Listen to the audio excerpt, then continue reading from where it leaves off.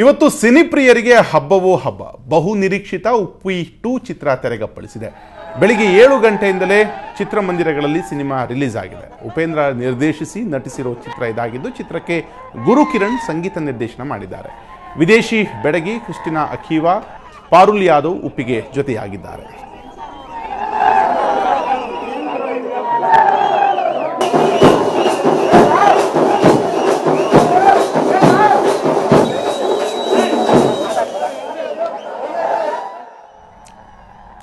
ಹಾಗೆ ಮೈಸೂರಿನಲ್ಲಿಯೂ ಕೂಡ ಉಪ್ಪಿ 2 ಚಿತ್ರದ ಹವಾ ಮುಂದುವರೆದಿದೆ. ಉಪ್ಪಿ 2 ಚಿತ್ರವನ್ನು ನೋಡಲು ಅಭಿಮಾನಿಗಳು ನಗರದ ಶಾಂತಲಾ ಚಿತ್ರಮಂದಿರದ ಎದುರು ಬೆಳಿಗ್ಗೆಯಿಂದಲೇ ಕಾತರರಾಗಿ ನಿಂತಿದ್ದರು.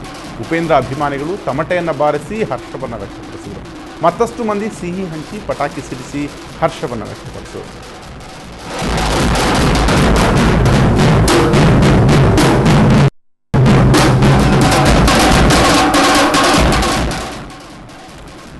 ರಿಯಲ್ ಸ್ಟಾರ್ ಉಪೇಂದ್ರ ನಿರ್ದೇಶಿಸಿ ನಟಿಸಿರುವ ಉಪ್ಪಿ 2 ಚಿತ್ರ ಇಂದು ಹುಬ್ಬಳ್ಳಿಯಲ್ಲಿಯೂ ಕೂಡ ತೆರೆಕೊಂಡಿದ್ದು, ಅಭಿಮಾನಿಗಳು ಖುಷಿ ಮುಗಿಲು ಮುಟ್ಟಿದೆ. ನಗರದ ಸುಜಾತ ಚಿತ್ರಮಂದಿರದ ಬಳಿ ಜಮಾಯಿಸಿದ ಅಭಿಮಾನಿಗಳು ಪಟಾಕಿ ಸಿಡಿಸಿ ಸಿಹಿ ಹಂಚಿ ಸಂಭ್ರಮಿಸಿದರು. ಇನ್ನು ಮಹಿಳಾ ಅಭಿಮಾನಿಗಳು ಉಪೇಂದ್ರ ಫೋಟೋಗೆ ಆರತಿ ಬೆಳಗಿ ತೆಂಗಿನಕಾಯಿ ಒಡೆದು ಸಿಹಿ ಹಂಚಿ ಸಂಭ್ರಮಿಸಿದರು.